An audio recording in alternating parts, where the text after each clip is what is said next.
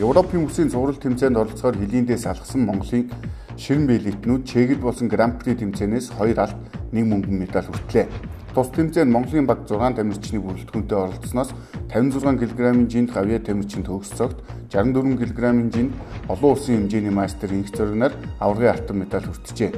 Түүнчлэн 69 кг-ийн жинд олон улсын хэмжээний майстер Төвшинбат мөнгөн медаль эзэн болсон байна. Нийслэлийн удирдлагын зөвлөлийн хурал өнгөрсөн бям гарагт болж иргэдэд газар өмчлүүлэх асуудлыг хэлсэн юм а. Одоогийн байдлаар улсын хэмжээнд 1,333,700 иргэн газраа өмчиж аваагүй байгаа бөгөөд үүний 60 орчим хувь нь хүүхэд байгаа ажээ. Тэгэхээр 60% нь газар өмчлөх эрх нь үүсээгүй байгаа гэсэн үг юм а. Нийслэлд гэхэд гэр бүлийн хэрэгцээнд өмчлүүлэх 6 дүүргийг хамруулад 43 байршил байгаа бөгөөд нийт 11,982 га газрыг эзэмшүүлэх боломжтой юм байна. Стратегийн ач холбогдол бүхий ашигт малтмарын ордуудыг эдийн засгийн эргэлтэнд оруулах ажлыг эрчимжүүлэх талаар авах зарим арга хэмжээний тухай Монгол Улсын засгийн газрын тогтоолыг өнгөрсөн бям гарагийн уралдаанаар батллаа. Ингэснээр Эрдэнэс MJL хязгаарлагдмал хариуцлагатай компани нь стратегийн ач холбогдол бүхий ашигт малтмарын орд улсын төсвийн хөрөнгөөр эрэл хайгуул хийж нөөцийг тогтоосон ордын хайгуулын болон ашиглалтын тусгай зөвшөөрөл эзэмшин үйл ажиллагаа явуулах юм а. Цагдам орох 461-р ангид саатуулагдаад байсан Монголын үндэсний олимпийн хорооны ерөнхийлөгч Загд Сүрэнг сулжээ.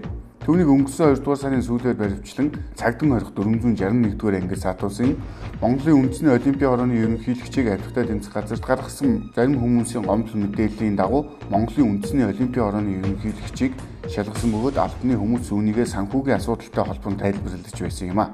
Монголын хэрэглэгчийн эрх ашигыг хамгаалах нийгэмлэгүүдийн нэгдсэн холбооноос боловсрол шинжлэх ухааны яамд ерөнхий боловсролын сургуулиудад хийжүүлсэн ундаа зарахгүй байх талаар санал гаргасан байна. Энэхүү саналыг боловсрол шинжлэх ухааны яам хүлээн авч ерөнхий боловсролын сургуулиудын цайны газарт хийжүүлсэн ундаа зарахгүй байх тушаалыг гаргахаар болжээ. Ингэх болсон шалтгаан нь эрүүл мэндийн шинжлэх ухааны их сургуулийн судалгаагаар 1 сарын турш тасралтгүй хийжүүлсэн ундаа хэрэгэлсэн хүүхдийн шүдний баалан устсан төдийгүй ясны сэргжилттэй болох нөхцөл бүрдсэн байдгийг тогтоосон байна.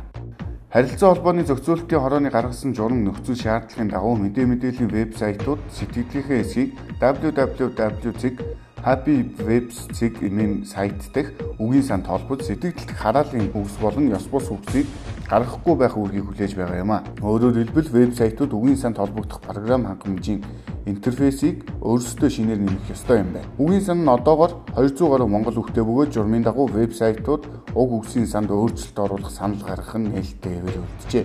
Вебсайтуудтай харилцан зөвшөлдснөөр журмыг 2013 оны 3 дугаар сарын 15-ны өдрөөс эхлэн мөрдөж эхэлсэн байна. Засгийн газрын хуралдаанаас дараах томилгоо хийж баталгаажуулжээ. Тодорхойлбол төрийн албаны зөвлөлийн саналыг үндэслэн тэгш баярыг Цөмийн энергийн газрын даргаар, Жаданбаг мэдээлэл технологи шуудан харилцаа холбооны газрын даргаар, Наран туяаг хүүхдийн төлөө үндэсний газрын даргаар, Хүрэл шагааг газрын харилцаа геодит зураг зүйн газрын даргаар, Буян далайг иргэний нисгийн ерөнхий газрын даргаар, инх жаргалыг худалдан авах ажиллагааны газрын даргаар, гал бодрохыг мал эмнэлэг үржлийн газрын даргаар, Үлзий бүрэн газрын тусны газрын даргаар тус томилсон байна. Нийслэлийн удирдлагын зөвлөлийн хуралдаанаас өгсөн үүрэг даалгаврын дагуу 14 хоногийн хугацаанд шалгалт хийж нийслэлийн цахилгаан хангамжийн байгууламжийн 41%, дулаан хангамжийн байгууламжийн 20%, усан хангамжийн шугам сүлжээний мэдээллийн 30%, ариутгах татваргын 15% нь хот байгуулалтын мэдээллийн санд ороогүйг тогтоожээ. Тиймээс цахилгаан дулаан усан хангамжийн 3.9 мянган га талбайд тус зураглал үйлдэх мэдээллийн санд оруулахад 1.2 тэрбум төгрөг шаардлагатай тооцоо гаргасан байна.